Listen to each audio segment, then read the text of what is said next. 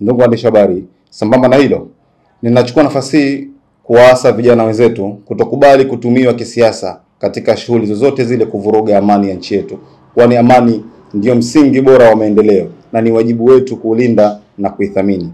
Vijana ndio walinzi wa amani hii na lazima tuwe mstari wa mbele kukemea, kuikataa misingi yote ya uchochezi, fujo, uvunjifu wa kuvunja sheria ndani ya nchi yetu.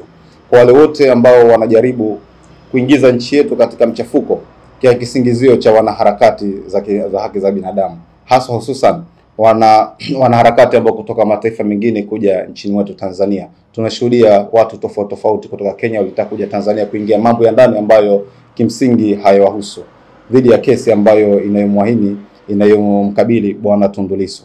Hawapaswi kuungwa mkono kwa namna yoyote ile. Ndugu waandishi habari, tunakemea vikali siasa za aina hizo za uchonganishi na tunaomba vijana wote kwa makini kutoweza kuwafata watu wa aina hiyo.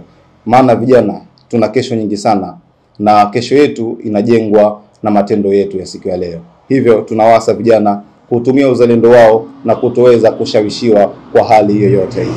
Kama vijana wa CCM tunahimiza kushikamana, maadili na kutii katiba yote ya nchi yetu pamoja na katiba ya Chama cha Mapinduzi.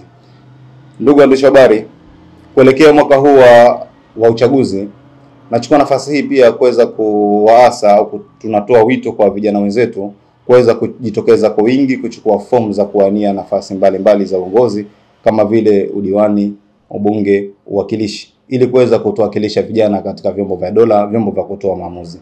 Vijana ndio nguzo wa taifa na mabadiliko chanya lazima yaletwe na sisi vijana.